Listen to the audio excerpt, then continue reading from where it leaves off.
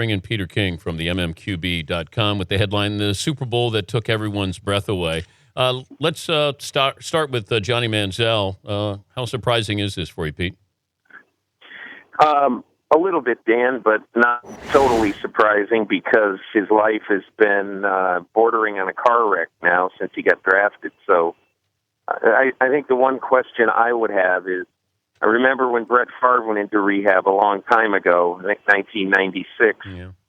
And although it was presented as, Brett has decided to go into rehab, the league basically told him, you are going into rehab or else.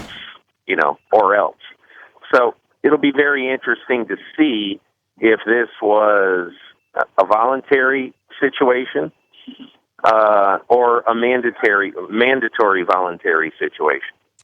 All right, last night's game. What was the best response interview part of last night's game, post game that you heard or had the opportunity to witness?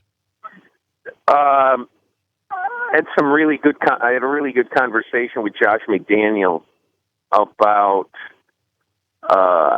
what happened Saturday night at the hotel before the game. Obviously, the coaches met for an hour before Belichick met with the players at Patriots Hotel. And Belichick just really, really stressed with them, make sure you coach, make sure you adjust, make sure you adapt, to the point where Josh McDaniels, and I wrote about this morning in Monday Morning Quarterback, Josh McDaniels wrote on top of his laminated play sheet, adjust. And, and basically, if you see problems, you got to correct them. I forget the exact wording.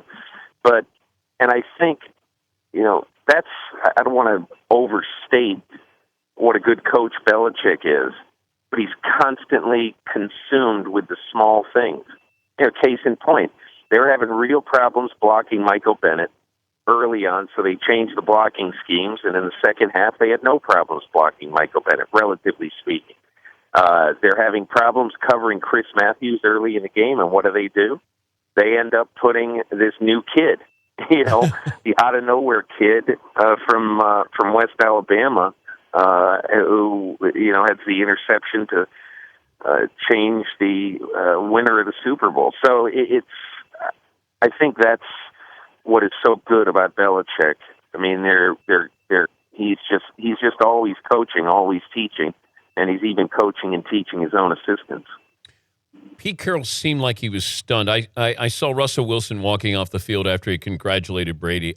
It hadn't set in what just happened to them, but worst call, decision, Super Bowl history, or certainly in the conversation? I think it's the worst. I think it's the worst play call in Super Bowl history. Now, maybe in the first quarter there's been a horrible play call in Super Bowl III that I don't know. I can't tell you that. But I'm saying, obviously, with the game on the line, I think the Seahawks made a terrible call. I heard Pete's explanation for it. I understand his point. His point was that they had 3 plays left, and by the time they snapped the ball, they were only going to have time probably to run 2 plays because they had only 1 timeout left. If they ran the ball twice, they were only going to be able to run 2 plays because he only had 1 timeout left.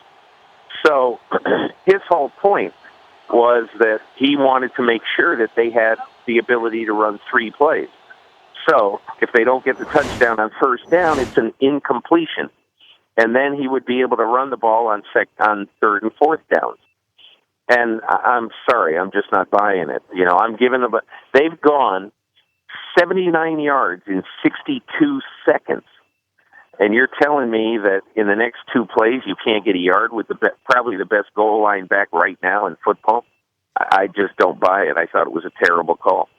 But even if you're going to throw the ball, Pete, I throw, a corner fade. That way, if Exactly.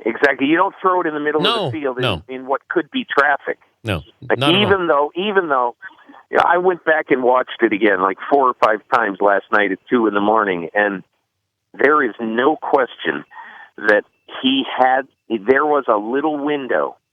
I think Russell Wilson was a tenth of a second late with his throw.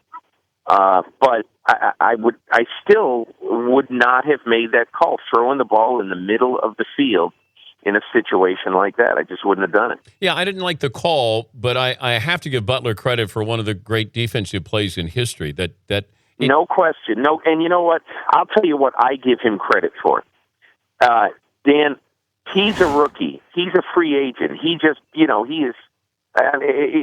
He's played 190 snaps all season. And one of the things they told me in the locker room, Patriots guys said, this guy's an incredible student of football for being a kid who went to West Alabama. And how about this? He looked at that formation, and he knew that was going to be a pick play. He knew that Jermaine Kearse was going to try to pick him off, so he wasn't going to be able to cover. He wasn't going to be able to cover Ricardo Lockett, and he figured it out exactly right. And he knew as soon as Russell Wilson cocked his arm that he had to get in position and go make the interception. He's Peter King from the MMQB.com. You can read everything about Super Bowl week and, of course, the great recap from last night's game. Go to MMQB.com. That win more important for Belichick's legacy or Brady's? Geez, I don't know. I thought it was for both. I mean, now they've been to 6 Super Bowls and won 4. And I think it cements their place as the greatest quarterback-coach combination in NFL history.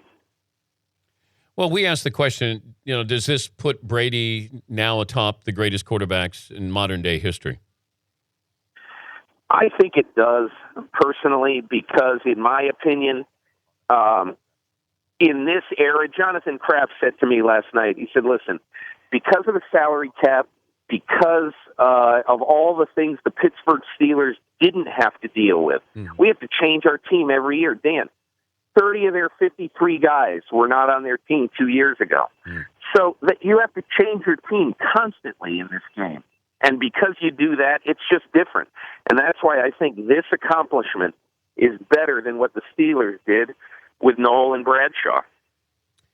One question about Deflategate, because if you saw the interview that Bob had with Tom Brady, Tom didn't do himself any favors with his answers or lack thereof. Where are we going with this investigation? I still think it's going to be a good 2 to 3 weeks because clearly, as Mike Florio reported, he hasn't talked to Ted Wells, has not talked to Belichick, he's not talked to Brady. Those seem to be the 2 biggest guys in this situation. So, because he hasn't talked to these guys, to me, I think that they still are trying to build a case. They didn't want to talk to Patriots employees last week while they were preparing for the Super Bowl. I still think there's a good, solid 2 to 3 weeks before we get any real information on this. Pete, thank you for your contributions the entire season, and safe travels back. My pleasure, Dan. Thank you so much. He's Peter King from Sports Illustrated, senior NFL writer, and the website is the MMQB.com, which comes out every day. But, of course, Pete goes above and beyond the call of duty. I'm sure he hasn't been to bed yet, as I don't know how many pages the MMQB.com is. It's usually about 25, and it's got everything in there.